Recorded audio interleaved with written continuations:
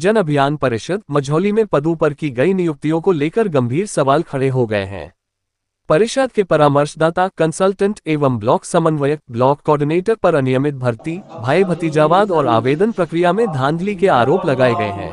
मुख्य स्रोत आप ही नहीं होगी, आप तो मुख्य स्रोत सर हैं। तो ऐसे ही नहीं चलता। अब यार मतलब इसके साथ जो हुआ है तो इसके लिए तो वो आप ही से बात करेगा कि मैडम ऐसी बात है। तो पहले क्यों नहीं बताया इसने उनको जब फोन दिया कि तो आप जब जागे तभी सब आते सभी ऐसा नहीं है कि जब आप जागे तब सब ऐसी बात है तुरंत होती है। आप तुरंत मैडम आप लेट हो गया क्या? वो लेट हो गया किसी चीज नहीं, आप उसको तुरंत लेके आते। अरे नहीं आप ही मत बोलो, नहीं गलत बात है। वो आनंद नहीं क्या सकता, वो उसकी स्वेच्छा है। मुझे मत ब्लेम करो। उसे नहीं आना था, उसे जब लगा कि मुझे अब जाना चाहिए तब वो आ गया। ऐसा नहीं है कि आपको जब लगे तब आप आओ। इतना जागरूक सुनिए, कोई भी सोच पहले इतना जागरूक मतलब आ जाता। कुछ ज्यादा दिन की बात है, एक ही पुरानी महीने बात है, अक्टूबर की बात की है। समस्या आ रही है यहाँ पे और कौन से? सर मेरा नाम पंकज राजपूत है। मैं जन अभियान परिषद से MSW का कोर्स भी किया हूँ और यहाँ का नियमित छात्र भी रहा हूँ। यहाँ के कार्यक्रमों में मेरा आना जाना 3-4 सालों से लगातार है। यहाँ पर रिक्तियाँ पता चली थी मेरे को कि मेंटर्स की, परामर्शदाता की जन अभियान परिषद में रिक्तियाँ हैं, उसके लिए आवेदन मंगाए जा रहे हैं।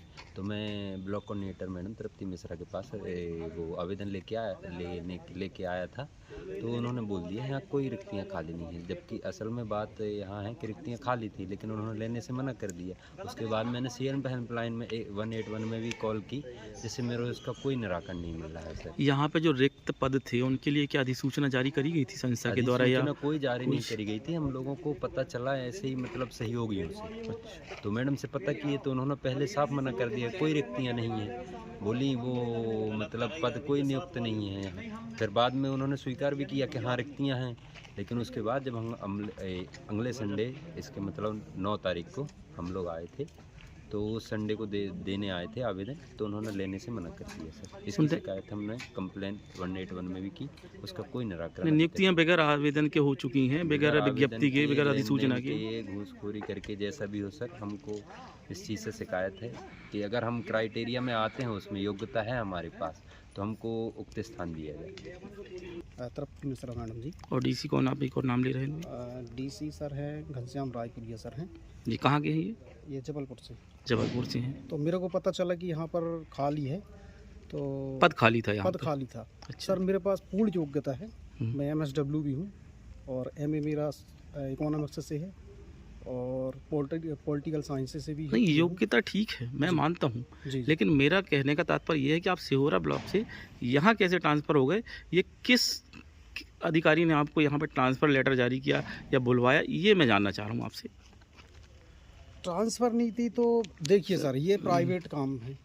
वो आपने अभी बोला ना कि ट्रांसफ़र हुआ मेरा सिहोरा से मझौली, तो ये प्राइवेट संस्थाओं में ट्रांसफ़र नीति तो नहीं, पहली चीज़। दूसरी चीज़, किस अधिकारी ने आपको यहाँ पे नियुक्त किया, उस विषय में आपसे जानकारी चाह रहा हूँ। देखिए सर, नियुक्त तो मैं अपनी योग्यता से हुआ हूँ। तो आपने कहीं आवेदन किया था? हाँ, मैंने वहाँ जिला में आवेदन किया था, तो वहाँ से आपकी नियुक्ति हुई यहाँ पे। तो क्या नाम है अपना, एक बार फिर से बता दीजिए। मेरा नाम सचिन नामदेव। तो यहाँ आज कौन सा कार्यक्रम और किस संस्था के द्वारा कार्यक्रम किया गया? जन अभियान परिषद का है। शिकायतें आ रही कि रिक्त पदों पे बिगर विज्ञप्ति अधिसूचना जारी किए लेन देन करके कुछ पद भर लिए गए हैं, तो क्या ये सही है? उन्हें लिखित भी शिकायत दी हुई है और उन्हें आवेदन भी किया था। इसके बारे में कुछ नहीं कह सकता क्योंकि मेरे सामने ऐसी कोई बात नहीं आई है। तो आपको इसमें सही कोई जानकारी नहीं है? आनंद साहू।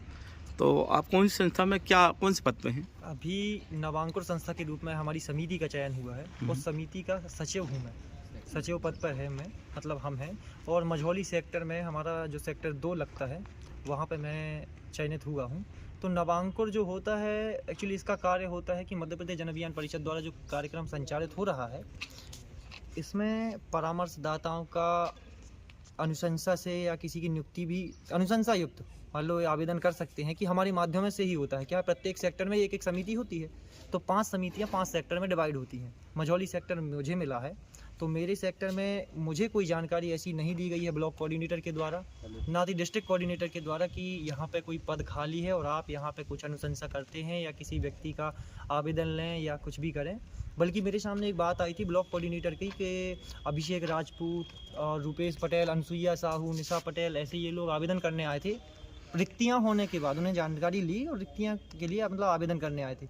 तो मेरे सामने ही स्पष्ट रूप से मैडम ने मना कर दिया था कि मैं आवेदन नहीं लूँगा। अब जैसे अभी आपने नामदेव जी से पूछा तो उन्होंने बोला कि आवेदन लिया गया है, तो ये तो पॉसिबल ही नहीं है। जब आवेदन हम इन लोग का नहीं लिया गया तो फिर आवेदन में भर्ती हो कैसे गई? और ना तो एक सोशल साइट पे या कोई भी सोशल साइट पे ये नहीं निकाला गया है विज्ञापन कि यहाँ पे पद खाली है। और इन्होंने पर्सनली ही यहाँ पे आने, अब ये तो स्टूडेंट रहे हैं यहाँ के, और प्राथमिकता पहली सी चीज़ ये है कि यहाँ पे सिलेक्शन उस व्यक्ति का होता है जो यहाँ से ही पढ़ा हुआ हो। जिस सेंटर से आप शिक्षा लिए हुए हैं उसमें आपको प्राथमिकता दी जाएगी। आपके कहने का तात्पर्य है कि आप जिस पद पे हैं आपसे ना कोई जानकारी ली गई नहीं। और बगैर जानकारी नियुक्तियां कर ली गई यहाँ हाँ, पे। और अभी मेरे सेक्टर में इन्हीं का मतलब चयन हुआ है। कल रात में ही मुझे इस विषय की जानकारी लगी, तो इनका ये चयन हुआ है, तो मुझे इसकी कोई भी भनक नहीं है, क्योंकि ना तो मैंने अनुशंसा की, ना तो मैंने कोई लिखित में कोई आवेदन दिया इनके मामले में कि मेरे सेक्टर में कोई अभी पद खाली है। मुझे ये भी पता नहीं था कि मेरे सेक्टर में पद खाली है। ना तो मुझे पद का पता है, ना पद भरने का पता है, ना किसी आवेदक का पता है, ना आवेदन का पता है। आपके ऊपर कौन से अधिकारी हैं? मेरे ऊपर ब्लॉक कोऑर्डिनेटर रहते हैं क्या नाम है तृप्ति उनका? मिश्रा जी हैं, और उनके ऊपर डीसी रहते हैं डिस्ट्रिक्ट कोऑर्डिनेटर जो कि श्री घनश्याम रायपुरिया जी हैं। उनके ऊपर जेडसी रहते हैं संभाग रवि बर्मन जी हैं। और हमारे मध्य प्रदेश जन अभियान परिषद के मुख्य अध्यक्ष तो खुद सीएम सर हैं, और उपाध्यक्ष हैं श्री मोहन नागर जी। उसके बावजूद ये इस प्रकार की गतिविधियां चल रही हैं। हाँ, तो इस प्रकार की गतिविधियां अब इन लोगों के सामने, जो इन लोगों ने मुझसे भी ये शिकायत रखी, लेकिन मुझे खुद मेरी इस समिति का वो नॉलेज नहीं था कि मैं इस पावर में हूँ कि मैं किसी की नियुक्ति कर सकता हूँ या आवेदन दे सकता हूँ या किसी की कुछ मदद कर सकता हूँ।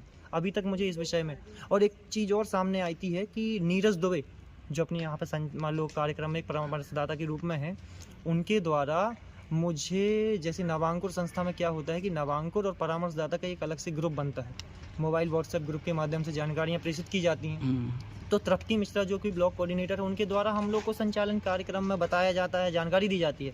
तो वहाँ पे भी उनके बिहाफ में नीरज जी का कार्यक्रम थोड़ा ज़्यादा होता है। ज़्यादा होता है का मतलब क्या है कि जो भी करता धरता है अभी फ़िलहाल हमारे संबंध में, और हम लोगों के अभी अब जानकारी के हिसाब से कोई खास तालमेल नहीं बन पा रहे हैं, क्योंकि मैंने इस चीज़ का विरोध पहले किया है। हाँ, तो मैं चाहूँगा, और यदि आवेदन लिए जाएँ तो मैं तो बोलता हूँ कि सब लोगों के एक साथ आवेदन लिए जाएँ, योग्यता देखी जाए, पात्रता देखी जाए। कुछ बेरोजगार लोग जो यहीं से शिक्षा प्राप्त करके ही यदि किसी काम में ना लग पाए, समाज कार्य ना कर पाए, तो क्या मतलब का इस कार्यक्रम कोर्स से। तो मैं तो मैं अनुरोध करूँगा कि भाई इन लोगों को चयनित करने का एक ऑप्शन दिया जाए, एक मौका दिया जाए, और यदि कुछ गलत हुआ है तो उसके प्रति कार्रवाई ज़रूर की जाए। धन्यवाद।